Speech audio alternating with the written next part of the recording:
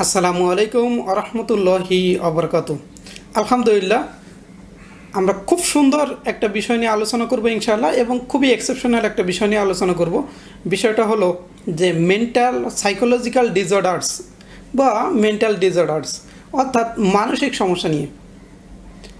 আর এই মানসিক সমস্যাটা শুধুমাত্র সাধারণ মানুষের না, এই মানসিক সমস্যাগুলো বিদ্যমান পৃথিবীর সুপার পাওয়ার দেশগুলোর রাজনীতিবিদদের মধ্যে, যারা নিরীহ মুসলিমদেরকে হত্যা করে বা হত্যাযজ্ঞ চালায় মুসলিম নিধনের উপর, মুসলিমদের ওপর।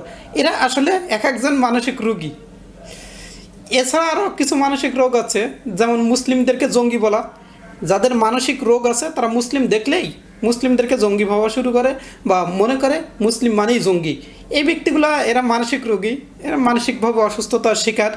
এছাড়া আমরা যদি দেখি, আরও কিছু ব্যক্তি আছে যারা মানসিকভাবে অসুস্থ, যারা শরীরে বোমা বেঁধে নিরীহ মানুষদেরকে হত্যা করে, তারাও মানসিক রোগী। মানসিকভাবে এই ব্যক্তিগুলো অসুস্থ। যদি তারা মানসিকভাবে অসুস্থ না হতো তাহলে তারা এই ধরনের কাজ করতো না, যেই কাজগুলো তারা করছে। এছাড়া নাস্তিকতা, যারা নাস্তিক হয় তারাও মানসিক রোগের শিকার। এদের আসলে মানসিক ডাক্তার দেখানো দরকার। এ কারণেই তারা নাস্তিক হওয়ার পর ইসলাম নিয়ে কটূক্তি করা, ধর্মগ্রন্থ নিয়ে কটূক্তি করা, ধর্মগ্রন্থের সঠিক জিনিসগুলোকে হাইড করে, ধর্মগ্রন্থের যেই বিষয়গুলো আইন বিভাগ, বিচার বিভাগ বা যেই বিষয়গুলো বিভিন্ন কনটেক্সে, যেমন যুদ্ধের বা বিভিন্ন প্রসঙ্গে জড়িত, সেগুলোকে এনে স্বাভাবিক কনটেক্সটে লাগিয়ে দিয়ে অপব্যাখ্যা করা, এটা হলো নাস্তিকদের একটা মানসিক রোগের কারণ। এবং আমরা এই মানসিক রোগটা নিয়ে অনেক কাজ করতে চাই। 5 নম্বর যে মানসিক রোগের কথা আমি বলবো, এটা হলো প্রশাসনিক লেভেলে যারা আছে। প্রশাসনিক লেভেলে পৃথিবীর বিভিন্ন জায়গাতে মানসিক অনেক রোগী আছে প্রশাসনিক লেভেলে, যারা দুর্নীতি করে, যারা প্রশাসনিক ক্ষমতা ব্যবহার করে মানুষ হত্যা করে। এই ব্যক্তিরাও কি মানসিক রোগের শিকার, মানসিক রোগী। এবং এই মানসিক অসুস্থতা থেকে যদি বেরিয়ে আসতে হয় তাহলে আমাদের কার্যকরী পদক্ষেপ নিতে হবে। সমস্ত জায়গা থেকে এই কাজগুলো করতে হবে। যেমন অনেক দেশে আপনি দেখবেন যারা সামরিক বাহিনীতে জড়িত আছেন, তারা পালাক্রমে পরিকল্পনা করে, টাইম নির্ধারণ করে ধর্ষণ করেন। পেপারে এই ঘটনাগুলো আমরাও দেখেছি। 2018 সালে একটা নিউজ এসেছিল। তো এইভাবে মানুষকে ধর্ষণ করা, এটা কি সামরিক ক্ষেত্রেও এই অসুস্থতা চালু আছে। অর্থাৎ এটা সামরিক ক্ষেত্রেও যারা দেশকে রক্ষা করে তাদের মধ্যে এই অসুস্থতার সমস্যা আমরা দেখতে পাচ্ছি। এছাড়া আরও অনেক ক্ষেত্রে আমরা যে নারায়ণগঞ্জের হত্যা, আমাদের দেশের কথাই যদি বলেন, নারায়ণগঞ্জে সেই হত্যার কথা, যাদের সামরিক পাওয়ার দিয়ে তারা হত্যা করেছিল। অর্থাৎ এই যে অসুস্থতা, এটা আসলে কারোর জন্য কাম্য নয়। কেউ এটা আশা করে না, সরকারও আশা করে না, সাধারণ লোকও আশা করে না। কেউ এই মানসিক অসুস্থদের পছন্দ করে না, তাদের থেকে দূরে থাকতে চায়। কিন্তু মিডিয়ার কারণে এই মানসিক অসুস্থতা এবং অস্বস্তি অনেক সময় আমাদের সামনে চলে আসছে। এছাড়া মানসিক অসুস্থতার জন্য মানুষ আত্মহত্যার পথ বেছে নেয়। এছাড়া অসামাজিক বিভিন্ন কাজে লিপ্ত হয়।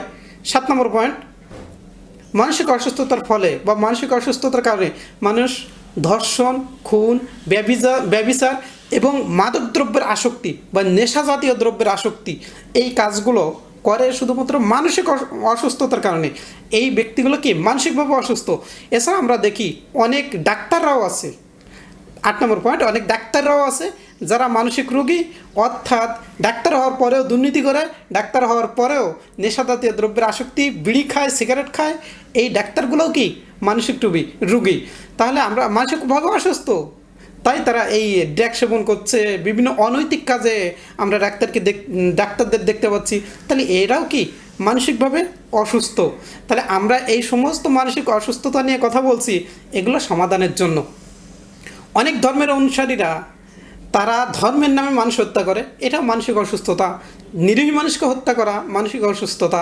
এছাড়াও বিশেষ শব্দ না বললে আপনাকে হত্যা করা হবে, এই শব্দ মানুষের মুখ দিয়ে বের করার জন্য অমানবিক নির্যাতন করা, এটাও মানসিক অসুস্থতা। যা ইন্ডিয়া উপমহাদেশে দেখা যাচ্ছে, পৃথিবীর বিভিন্ন দেশে দেখা যাচ্ছে। বিশেষ শব্দ বলতে হবে, তাদের শেখানো সেই বুলি বলতে হবে, নাহলে আপনাকে হত্যা করে ফেলবে। একদম স্পষ্ট করে যদি বলি, জয় শ্রীরামের জন্য মানুষ হত্যা করা এটা একটা মানসিক অসুস্থতা। মানসিক এই ব্যক্তিদেরকে কোনো ডাক্তার দেখানো উচিত, কোনো হসপিটালে ভর্তি করা উচিত। এছাড়া 10 নম্বর পয়েন্ট, নারীদের প্রতি অতিরিক্ত বিদ্বেষ, সেটা ধার্মিক হতে পারেন, অধার্মিক হতে পারেন। অতিরিক্ত নারী বিদ্বেষ এটা মানসিক অসুস্থতা। এবং মানবাধিকারের নামে মানুষকে, নারীদেরকে পণ্য বানানো, এটা মানসিক একটা অসুস্থতার কারণ। একদম সর্বশেষ পয়েন্টটা হলো, মিডিয়ায় নগ্নভাবে নারীকে উপস্থাপন করা, মিডিয়ায় নারীদেরকে অপমান, অশালীন পোশাক, অশালীনভাবে উপস্থাপন করা, এটা একটা মানসিক অসুস্থতা যা বিএফডিসি বা সিনেমা জগৎ জড়িত বা হলিউড টলিউড তারা এই মানসিক অসুস্থতার মধ্যে বিদ্যমান আছে এবং নারীদের নিয়ে তারা এই মানসিক অসুস্থতার মধ্যে লিপ্ত আছে। তো এ সমস্ত অসুস্থতা নিয়ে কথা বলার একটা মূল কারণ হলো, সাধারণত আমরা এগুলো এড়িয়ে যাই, এগুলো নিয়ে আমরা কথা বলি না। তো এই বিষয়গুলো আপনার সামনে এনে রাষ্ট্রীয়ভাবে, তারপর মানুষের সামাজিকভাবে সমস্ত দিক থেকে আমরা চাই এই মানসিক অসুস্থতা নিয়ে আলোচনা হোক এবং এটার সমাধান নিয়ে কথা বলা হোক। সবচাইতে কার্যকরী পদক্ষেপ নিতে পারবে সমাজের সচেতন নাগরিক যারা আছেন এবং দেশ যারা পরিচালনা করেন বিভিন্ন জায়গায়, শুধু বাংলাদেশ না, আমি শুধু বাংলাদেশ নিয়ে কথা বলি না, পৃথিবীর বিভিন্ন জায়গায়, বিভিন্ন রাষ্ট্র, বিভিন্ন দেশ নিয়ে বলছি।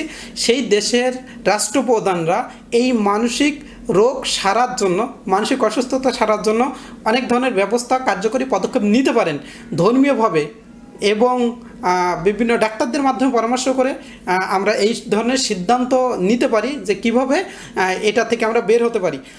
আর অনেক ধরনের মানসিক মানুষের অসুস্থতা আছে। আপনারা যদি বিস্তারিত মানসিক কী ধরনের রোগ মানুষের থাকতে পারে সব বিষয়গুলো জানতে চান, তাহলে এই বইটা আপনারা সংগ্রহ করতে পারেন। বইটার নাম হলো শারু মাসাইলিল জাহিলিয়া, লিখেছেন ডক্টর সলি ইবনে ফাউজাল আল ফাউজান। আপনারা অবশ্যই বইটা সংগ্রহ করবেন। সমস্ত রকম পারিবারিক, সামাজিক, রাষ্ট্রীয় সমস্ত রকম মানসিক জাহিলিয়াত নিয়ে বইটাতে কথা বলা হয়েছে বিস্তারিতভাবে।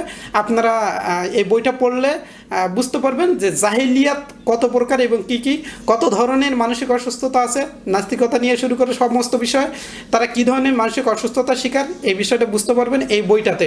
আশা করি আপনারা সবাই বইটা কিনবেন এবং অবশ্যই জাহিলিয়াত জানতে বইটা আপনাকে অনেক বেশি কার্যকারী ভূমিকা পালন করবে। এরপরে আসি, যদি আপনারা জাহিলিয়াত সম্পর্কে দূর করতে চান তাহলে কি করতে হবে? এই মানসিক অসুস্থতা দূর করতে চান তাহলে আমার একটা সমাধান আছে, দেওয়া সমাধান আমি বলবো ইনশাআল্লাহ। পবিত্র কোরআনে বলা হয়েছে সূরা ইউনূস 10 নম্বর সূরা 57 নম্বর আয়াতে আল্লাহ সুবহানাহু ওয়া তাআলা বলেছেন, আপনারা এই পবিত্র কোরআনটাও কিনতে পারেন, আহসানুল বায়ান তাফসীর সহ। তো এই কোরআন 10 নম্বর সূরার 57 নম্বর আয়াতে বলা হয়েছে, এখানে বলা হচ্ছে যে শিফা সমস্ত প্রকার অন্তরের সমস্যার সমাধান আছে। 10 নম্বর সূরা 57 নম্বর আয়াত, আপনারা এটা পরীক্ষা করে দেখবেন যে রেফারেন্স ঠিক আছে কিনা, এবং আগে পরে বেশ কিছু আয়াত পড়বেন, আপনাদের অনেক বিষয় দৃষ্টিভঙ্গি পরিবর্তন হবে ইনশাআল্লাহ। তাহলে বলা হচ্ছে শিফাউল্লিন নাস, মানুষের সমস্যার সমাধান আছে, বিশেষ করে ফি সুদূর, অন্তরের সমস্যার সমাধান। আমরা জানি ফিজিক্যাল যে রোগ আমাদের হয় এটা অন্যদেরকে ক্ষতি করে কম, কিন্তু যখন মেন্টাল সমস্যা হয় তখন এটা অন্যদেরকে অনেক বেশি ক্ষতি করে, বিশেষ করে বিভিন্ন দেশ যুদ্ধে জড়ায় মানসিক কারণে, তারপরে আপনার মানসিক অসুস্থতার কারণে, মুসলিমদেরকে ট্যাগ লাগানো মানসিক অসুস্থতা। এছাড়া অনেক প্রকার মানসিক অসুস্থতা আছে। আপনারা সমস্ত প্রকার মানসিক অসুস্থতা নিয়ে স্টাডি করবেন, তাহলে বিস্তারিত জানতে পারবেন। আমি যেটা বলতে চাচ্ছিলাম, যে সমাধানটা আমি দিতে চাই সেটা হলো পবিত্র কোরআন পড়ুন এবং এই কোরআনের মাধ্যমে আপনি মানসিক অসুস্থতা থেকে সম্পূর্ণভাবে মুক্তি পেতে পারবেন ইনশাআল্লাহ। আমরা দেখি বিভিন্ন ক্যাডেট স্কুল এবং কলেজে তারা মানসিকভাবে ছেলেমেয়েরা সুস্থ কিনা এর জন্য কয়েক মাস পর বা 1 মাস পর তারা বিভিন্ন রকম মানসিক বিষয় মনোবিজ্ঞানীদেরকে তারা নিয়ে আসে এবং পরিবেশ সহ সব বিষয় যাচাই বাছাই করার জন্য যে মানসিক অবস্থাগুলো ঠিক আছে কিনা। কিন্তু আমরা দেখি প্রত্যেকটা জেলা শহরে হসপিটাল আছে যেটা ফিজিক্যাল ট্রিটমেন্টের জন্য, কিন্তু সাধারণত আমরা এটা দেখতে পাই না যে মানসিক কোনো হসপিটাল বা মানসিক সমস্যার সমাধানের জন্য। শুধুমাত্র যারা পাগল তারা মানসিক রোগী এমনটি না, আমি যে কথাগুলো বললাম এ সমস্ত প্রকার মানুষের জন্য মানসিক সমস্যা বা অসুস্থতা থেকে দূর করার জন্য আমাদের কাজ করা দরকার। আমাদের এই বিষয়গুলো সবার সামনে তুলে ধরা দরকার। এই পর্যায়ে এই ব্যাপারে রাষ্ট্র কার্যকরী পদক্ষেপ নিতে পারে এবং সচেতন নাগরিক শিক্ষিত মহল এ ব্যাপারে সবচাইতে কার্যকরী পদক্ষেপ তারা নিতে পারেন। এছাড়া যারা ধর্মীয় ব্যক্তি আছেন তারা এগিয়ে আসতে পারেন। বিশেষ করে পবিত্র কোরআন এবং সহি হাদিস বা সহি সুন্নাহ আমরা যদি মানুষের কাছে পৌঁছে দিই, সেক্ষেত্রে অনেক ধরনের মানসিক অসুস্থতা থেকে মানুষ মুক্তি পাবে। বিষয়টা আপনাদের কেমন লেগেছে কমেন্টে জানাবেন। ইনশাআল্লাহ বিদায় নিচ্ছি, এখন দেখা হবে নতুন কোনো ভিডিওতে। আসসালামু আলাইকুম আ রহমতুল্লাহি আবরাকাতু।